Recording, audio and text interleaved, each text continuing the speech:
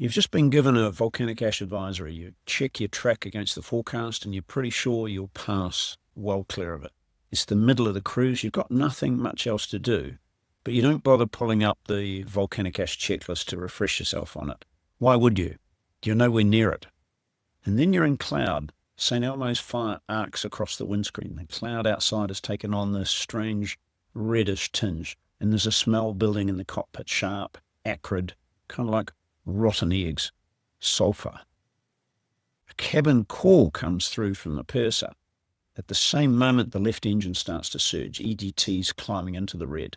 The forward cargo warning goes off. The right engine flames out.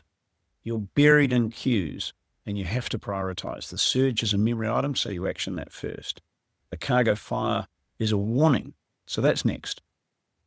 The left engine's still surging, flames out too. Then the airspeed starts varying wildly and the autopilot disconnects. The aircraft's hard to hand fly because the trim is chasing the airspeed swings. You start the airspeed unreliable memory items, but with both engines gone, setting 70% in and 4 degrees of pitch isn't going to work. You're reaching for the dual engine failure memory items. When it finally clicks, there's an unenunciated checklist for exactly this, volcanic ash. Now, minutes after the first symptoms, you finally open it. And the first lines, consider a 180-degree turn, consider a descending turn. You haven't done either yet. Then the fourth line, do not do the dual engine fail stall or engine fail checklists until directed by this checklist. And that's when it hits. You've been fighting the symptoms, not the cause. And you've missed the preventative steps that protect the engines before they're damaged beyond saving. And as you work down the page, it's clear the engines may now be too damaged to restart. You're now, for all practical purposes, a very expensive glider, 350 people on board, no airport within reach. So where did this crew go wrong, and what's the lesson? Now, this isn't a hypothetical of invented for a thumbnail. I see some version of this play out in the simulator far too often. And it always comes down to the same root cause. The crew didn't understand the checklist. They didn't know the history behind it, so they didn't know how to apply it when it mattered. Now, in earlier videos, I've talked about the 3 levels of knowledge, the remember, the understand, and the apply. Today, I'll use this checklist to walk through that framework and then add a 4th level, correlation, the one that actually saves the aircraft. Now, quick flag, this video isn't really about the volcanic ash checklist. The real subject is learning about learning. Those levels apply to every complex non-normal checklist. And that goes double for trainers. Think of yourself as less of a purveyor of knowledge and more of a coach, helping a student build all 4 levels for themselves, rather than just reading them what the checklist says. Now, before we get to the ash checklist itself, a quick word on the airspeed unreliable problem, because it doubles the workload here and is arguably the more immediate risk. Fly the aircraft first. Now, in the middle of everything going on, this crew is never opening that checklist and working it step by step. The memory items assume that you have engines, disconnect the autopilot and auto throttle, set 70% in one and 4 degrees of pitch, and this is on the 777. Now, with both engines gone, that doesn't work. You adapt it into something closer to idle power and roughly 0 pitch. The wild trim comes from the pedostatic system, now clogged with ash, feeding bad airspeed data through the primary flight computers, through the actuator control electronics, and back into the flight control feedback. The fix disconnect the primary flight computers is buried 2 pages into that checklist, and you're not getting that far in this mayhem. We'll come back to how correlation helps with exactly this. So back to the volcanic ash checklist. Level 1, remember. Easy. Know the checklist exists, have a rough idea of what it says, but it didn't save our crew. They knew it existed. They just got buried and never went looking until it was too late. Level 2, understand. This starts with a history. This checklist wasn't written from a textbook.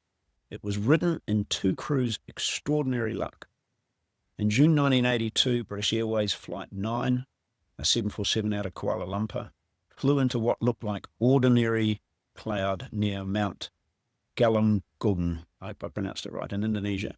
It was ash, dry, so it never showed on radar. And within a minute, all 4 Rolls-Royce engines had flamed out.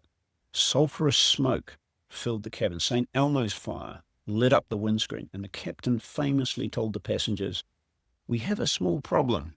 All 4 engines have stopped. I trust you are not in too much distress." So the crew glided from 37,000 feet. The engines were relit one by one as they descended below about 13,500 feet, and they landed safely in Jakarta. All 263 on board survived. Now, 7 years later, KLM Flight 867, another 747, flew into ash from Mount Redoubt in Alaska. Same result. All GE engines failed simultaneously. The crew rode it down more than 14,000 feet before 2 engines caught and landed in Anchorage. Everyone survived, but this time the bill came to over $80 million in engine replacements. Now, 2 nearly identical events, 7 years apart, both saved by skill and altitude rather than any checklist, because at the time, there largely wasn't one. The volcanic ash checklist in your QRH today is the direct descendant of those 2 events. Every line exists because one of those crews had to learn it the hard way in real time with no guidance. Now let's go through it and understand why action is there. So step 1, consider a 180-degree turn, consider a descending turn.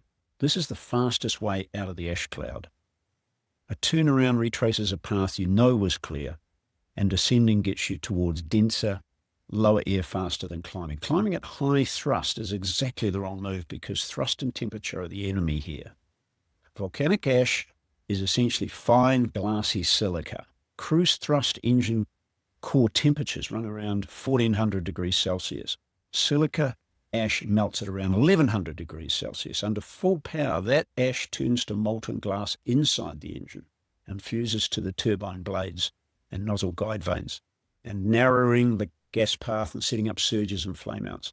Get out of the ash and get the temperatures down, and you cut how much of that glass ever forms. Steps 2 and 3, oxygen masks and smoke goggles, then establish crew communications. This ash is sharp. It's abrasive glass. It's not soft soot, and it's now on the flight deck with sulphurous fumes, so you protect your lungs and eyes. And you're about to run a demanding checklist through a lot of simultaneous noise, so you need to be able to hear and communicate. Step 4, do not do the dual engine fail stall checklist until directed. This is the line our crew missed. It's telling you, don't get pulled into troubleshooting the symptom before you've done the cause-based actions that protect the engines. Now, restarting into an environment that's still damaging them is a losing game. Step 5, if at any time both engines fail, fuel control switches to cut off, then run, and push the ram air turbine switch. That's an explicit exception.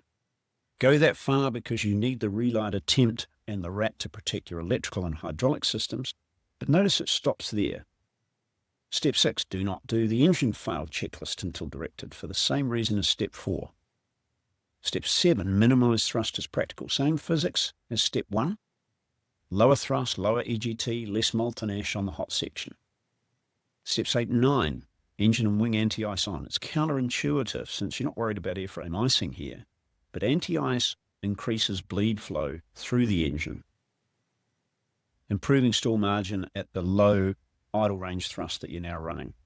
Step 10, recirculation fans off to limit how much ash-contaminated air recirculates through the cabin and sensitive equipment. Step 11, start the APU if available for backup electrical power, and depending on the aircraft, pneumatic power perhaps to assist a restart. And then a note worth flagging. Ash can cause non-normal reactions. Engine malfunctions, airspeed loss from a clogged pitot system, equipment failure, equipment cooling override message, fuel cargo warnings. To be clear, Boeing and no doubt other manufacturers aren't telling you not to run the cargo fire checklist, and neither will I. That call sits with you as a crew, based on your own read of the situation. It's also me being very cautious about legal accountability. What I will say is that a cargo warning mid-event is confirmation you're still in the ash cloud, probably not a new emergency. Step 12 says don't action the equipment cooling override at anti-ice on checklist. This is the manual telling you in advance that ash can trip your smoke, and temperature sensors into throwing warnings that look real but are secondary effects of the ash itself. Obviously, you've deliberately turned on the engine anti-ice and wing anti-ice selectors, so you don't want to get distracted with that one. Now, step 13 asks you to choose a path. Both engines failed, go to the dual engine fail stall checklist. Single engine fail, go to the engine fail checklist. Both engines running, continue to step 14. Only now, after the protective actions are done, does the checklist send you towards the checklist our crew jumped to first. Step 14, plan to land at the nearest suitable airport. Even engines still running may carry hidden ash damage, so this isn't a continue to destination situation. Anything beyond minimum required power could be catastrophic for engines that are already compromised. So that's level 2.